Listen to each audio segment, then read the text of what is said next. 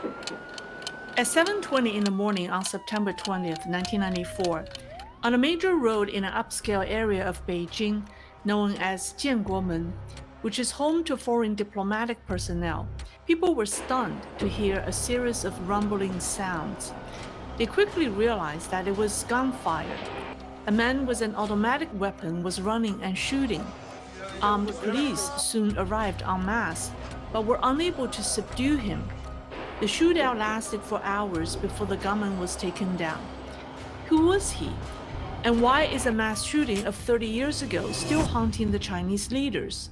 Why is it still relevant today? Hello, welcome to Leisrealtalk. I'm Lei.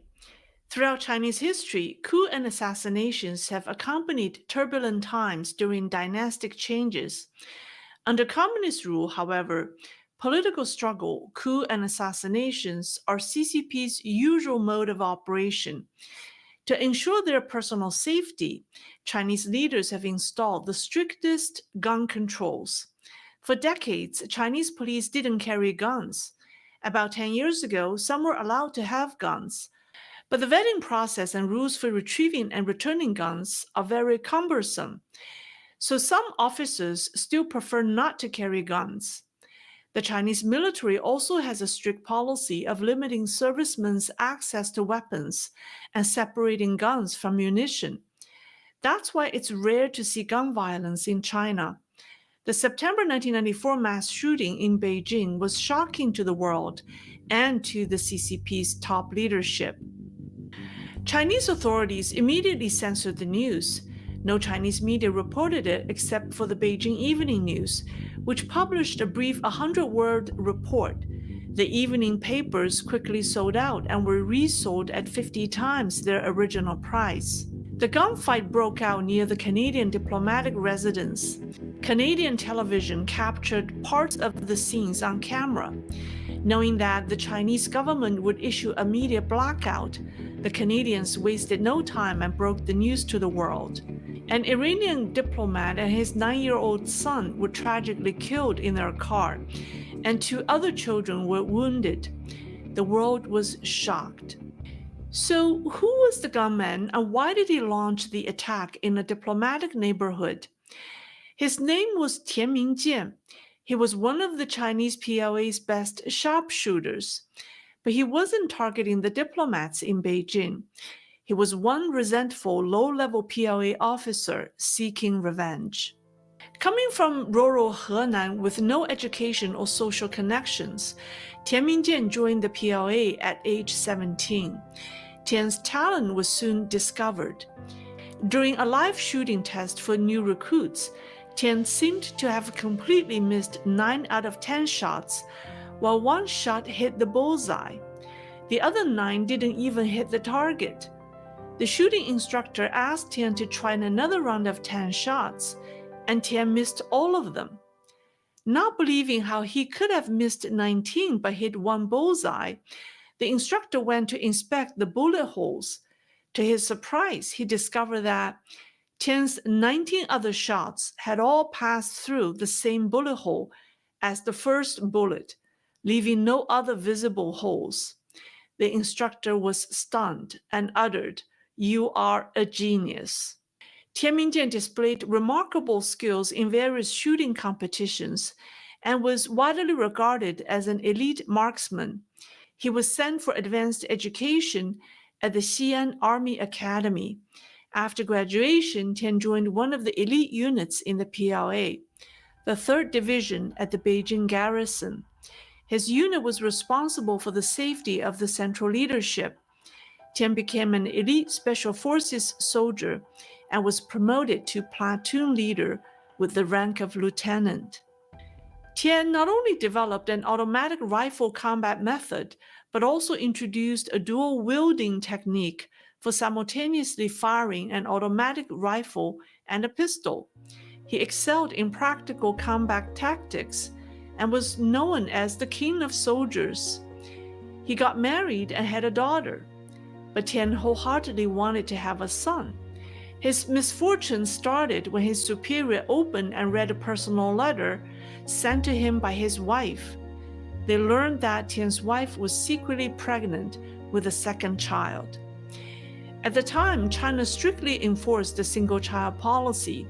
The political work system within the PLA was tasked with family planning responsibility to monitor the new births of all servicemen. Like many junior ranking officers, Tian's family lived away in their hometown, and they communicated via letters. To monitor the servicemen's private lives and thinking, PLA superiors often secretly read their mail. The revelation of Tian's wife's pregnancy caused a great deal of panic among the leaders in Tian's unit. On September 19, 1994, Tian Mingjian received a call from his father, who told him that local birth control officials had suddenly shown up at their home after receiving a notice from Tian's military unit. They forcibly ordered Tian's wife, who was already 7 months pregnant, to abort the baby. Tian learned on the phone call that the baby was a boy, and that due to complications from the procedure, his wife had died from hemorrhaging. He was heartbroken and beyond grief. However, years of military training and discipline prevented him from showing any emotions. That evening, he invited the armory keeper to dinner. During the meal, they drank and joked. Tian found an excuse to borrow the keys to the armory. The armory keeper, unsuspecting, handed the keys to Tian. That night, Tian retrieved an 81 type assault rifle and 6 full magazines, totaling 180 rounds. He hid the weapon and ammunition under a bench near the viewing stand on the field. After returning to the barracks, he told his comrades, "Tomorrow morning, when I shout 'get down,' please all hit the deck." His comrades were puzzled but didn't think much about it. The following day, which was September 20th, 1994, his platoon conducted exercises as usual.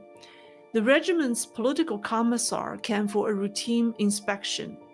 Tian didn't participate in the exercises, but slowly walked toward the viewing stand.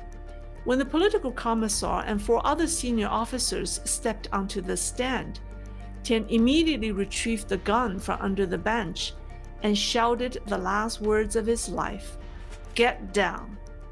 Upon hearing the command, the soldiers hit the deck.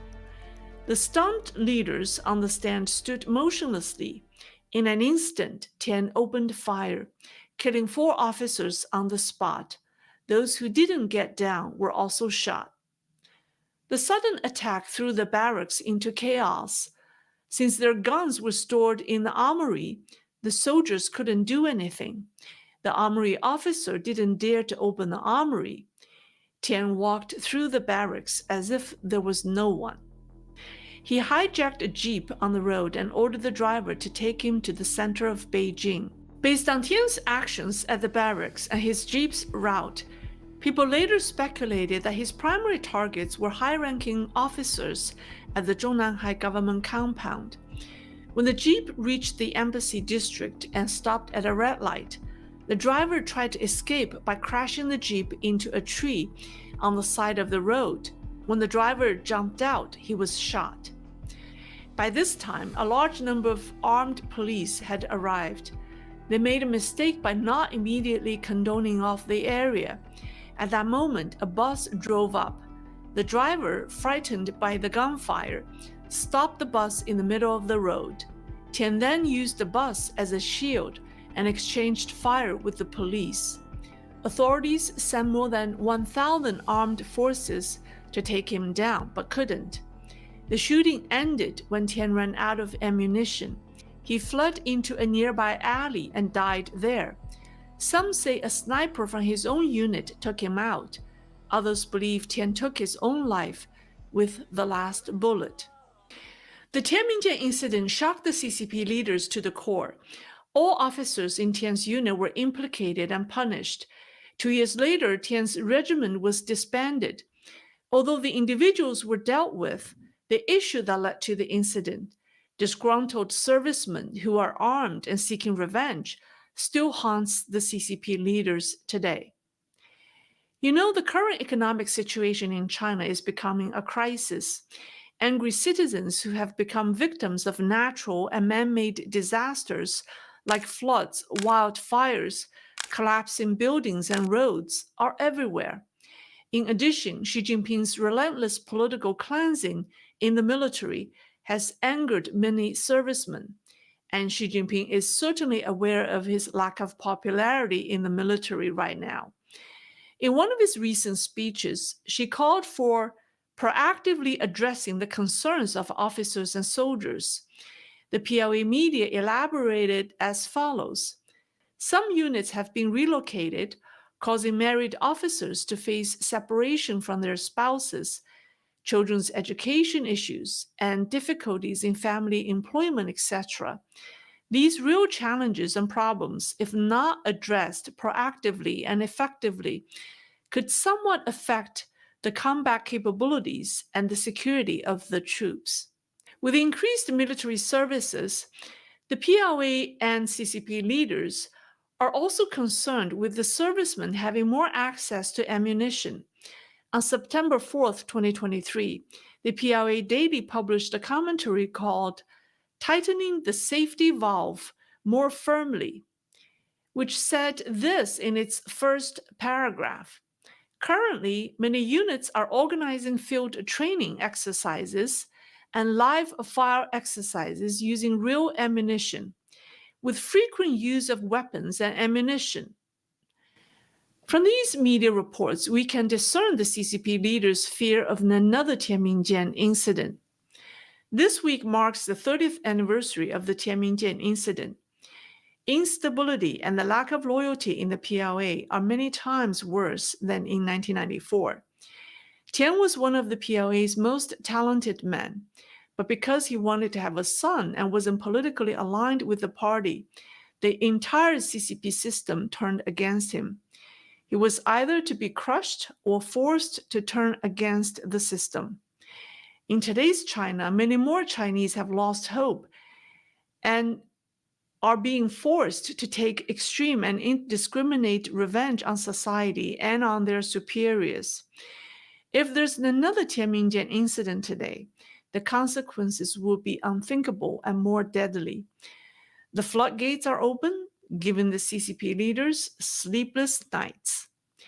Thank you for watching today's program. Please leave me a comment and let me know your thoughts. If you like my program, please subscribe for more. Thank you. See you next time.